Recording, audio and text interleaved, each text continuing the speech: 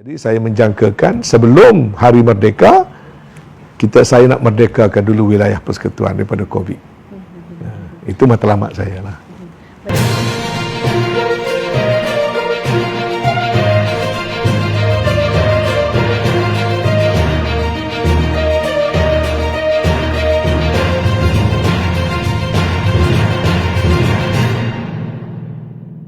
Sejauh mana pandemik itu telah menjejaskan Kuala Lumpur, terutamanya dari segi ekonomi?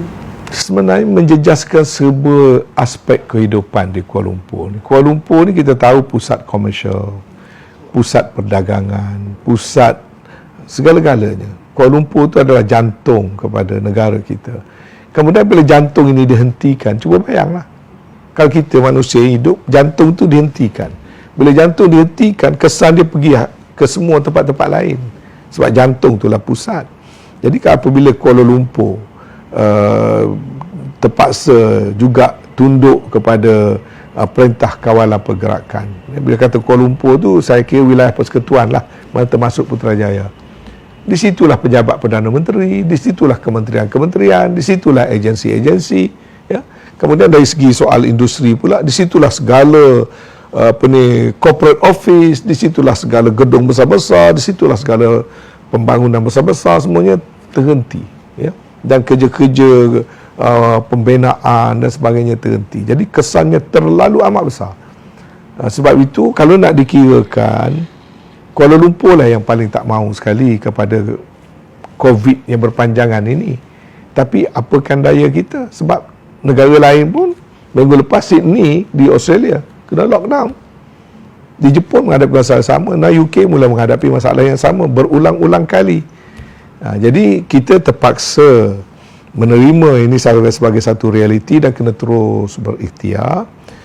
Dan sebab itulah saya cuba pada setakat hemat saya, fikiran saya, mengawal secara PKP itu bukan penyelesaian mutlak. Ya. Dia itu hanya satu bentuk kawalan yang bersifat sementara. Penyelesaian mutlaknya adalah vaccination, program suntikan itu. Sehinggalah rakyat Kuala Lumpur dan wilayah persekutuan mempunyai ketahanan peringkat diri masing-masing. Sebab soal COVID ni, kuman ni tak habis. Ya? You suntik semua orang pun, dia tetap juga ada. Cuma bila dia serang, dia jadi macam sesama je lah. Sebab masing-masing dah ada ketahanan. Maka kita boleh jalankan aktiviti macam biasa apabila kita sempurnakan vaccination.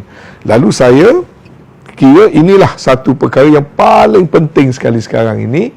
Orang nak kata apa, orang nak marah, orang nak kata apa, saya kena selesaikan urusan program vaksinasi di Kuala Lumpur.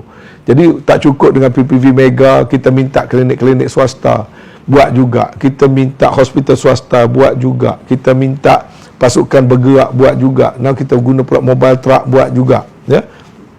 Awalan dulu Kuala Lumpur hanya suntik 7,000 orang saja sehari. Sekarang kita perlu menyuntik 40,000 ke 50,000 sehari. Kita kena buat. Kita pernah buat program suntikan berhenti pukul 2 pagi di PPR Seri Gombak 2 minggu lepas. Pukul 2 pagi baru kita stop. Jadi kerana pada saya, kalau Kuala Lumpur ni cepat dapat kita berikan suntikan pada warga Kuala Lumpur dan wilayah persekutuan, maka kegiatan ekonomi dan kegiatan-kegiatan lain boleh dibuka. Bila dibuka, macam jantung bergerak semula. Jadi kalau nasional sasarnya Disember, wilayah persekutuan mensasarkan pada bulan Ogos. Jadi saya ada masa hanya lebih kurang 60 hari saja lagi untuk memastikan Kuala Lumpur, Putrajaya dan wilayah persekutuan Labuan, rakyatnya mendapat suntikan 2 dos sebelum dalam masa 60 hari daripada sekarang. So saya terpaksa kena bekerja kuat. Sebab tu saya tak banyak, orang kata, nak campur sangatlah dalam statement-statement politik dan sebagainya yang mengganggu konsentrasi saya.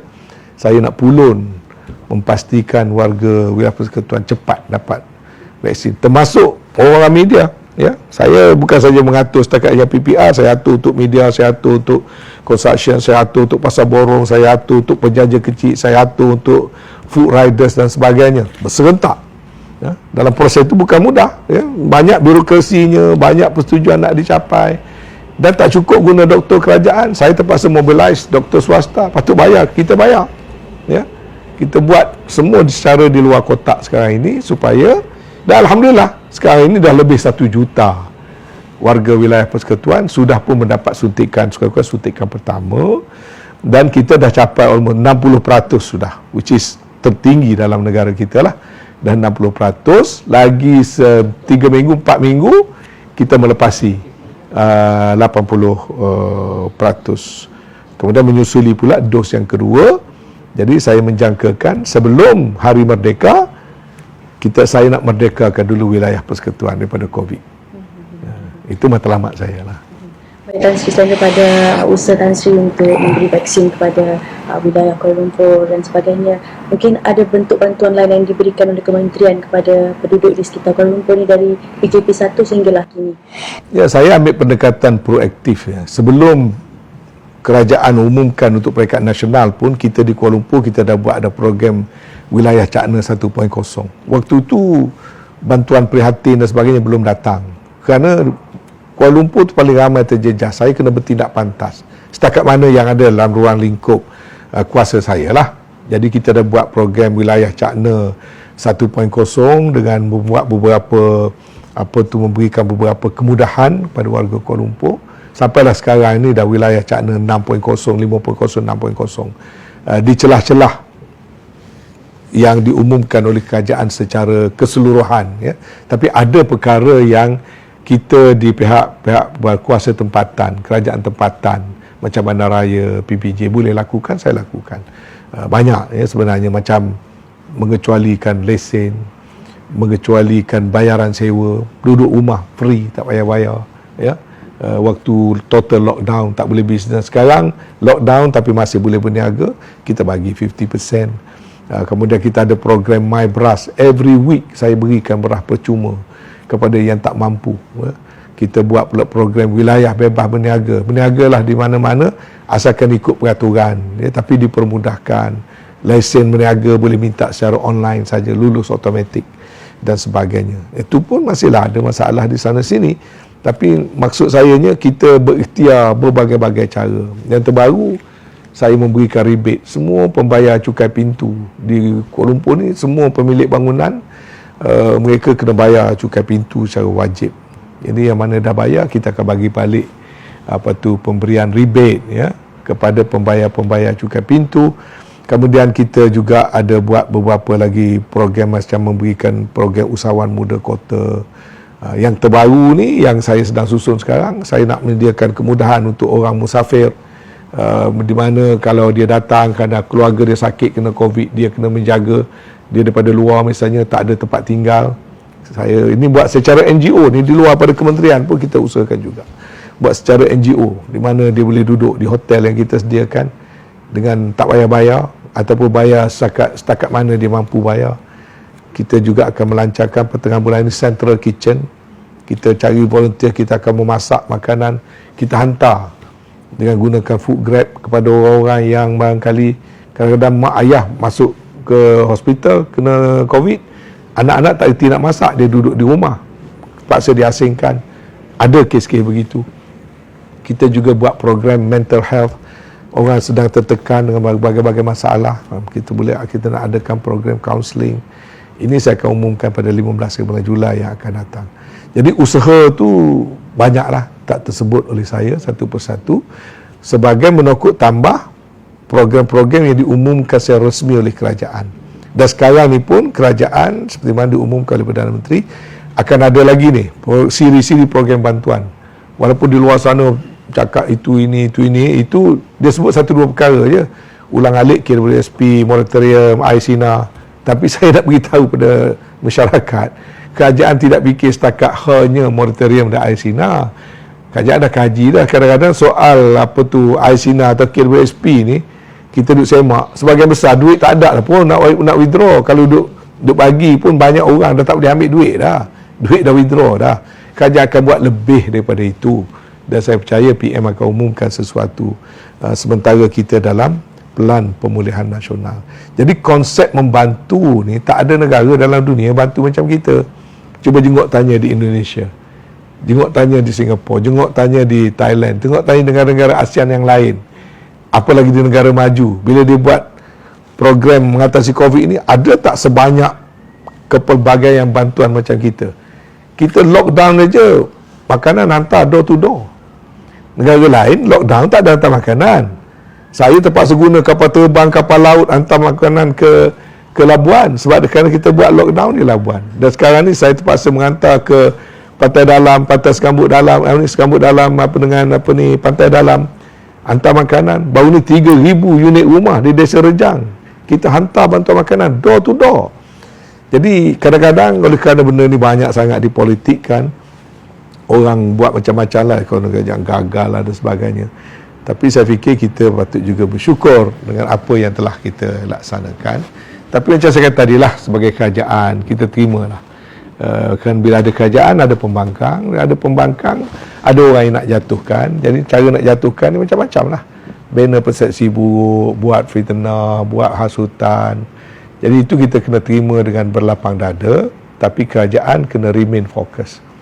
Sangat penting bagi kerajaan kena banyak kesabaran, kena fokus dan jangan tersasar daripada memastikan pelan pemulihan nasional ini berjaya dalam tahun ini juga.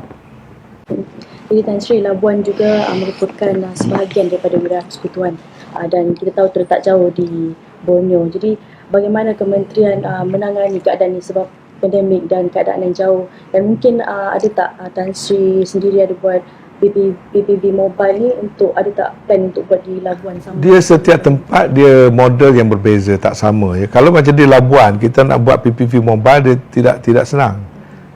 Kerana pertama, Labuan telah disahkan mempunyai jangkitan varian baru yang berbahaya. Maka kita terpaksa buat total lockdown, orang luar tak boleh masuk. So kalau nak buat mobile, kalau nak bawa kenderaan dan juga tenaga doktor yang membuat injection apa daripada luar Labuan, dia mesti melalui proses kuarantin. Jadi itu tak boleh pakai untuk tujuan Labuan. So Labuan kita kena guna konsep yang lain ya. Dan juga kerana Labuan itu kadar jangkitannya paling tinggi sekali sejak adanya varian VOC yang baru. Jadi kita mesti mengambil langkah yang lebih drastik. Kita PKPD kan keseluruhan Labuan. Kemudian dalam PKPD seluruh pulau tu kita ambil lagi 8 kawasan yang kita macam target area yang kita tutup sama sekali, yang kita hantar bekalan makanan untuk nak memutuskan rantaian. Jadi Labuan guna konsep Labuan sendiri, malah kita buat lebih di Labuan berbanding dengan apa yang kita buat di Kuala Lumpur. Dan ini adalah penting. Malah sekarang ini kita akan, orang kata di sebalik musibah itu biasanya ada hikmahnya. Dan sekarang ini kita sasarkan Labuan untuk menjadi wilayah yang pertama sekali yang mencapai herd immunity 80%, dengan kita menjalankan program suntikan secara besar-besaran di Labuan, dan kita menjangkakan minggu kedua dan masa 2 minggu lagi lebih pada 80% penduduk Labuan dapat menerima 2 dos vaccination. Dan dia menjadikan wilayah yang pertama mencapai tahap herd immunity. Itu di sebelah positifnya lah. Jadi untuk Labuan sekarang ini kita membina Hospital Medan baru siap, sedang beroperasi. Kita telah pertingkatkan kapasiti respons kapasiti kita. Hospital kita okey.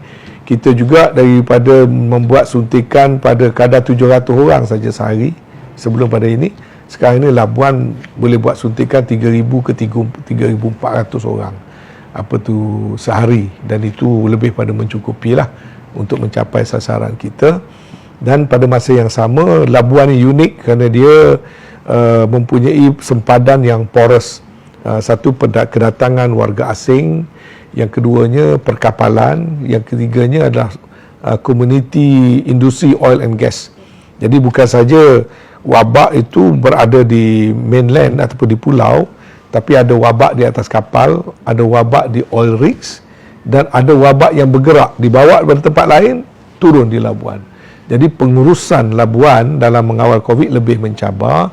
Maka itulah lebih penting lagi, dia mesti kita jadikan sebagai kawasan yang mencapai herd immunity dengan kadar yang lebih cepat.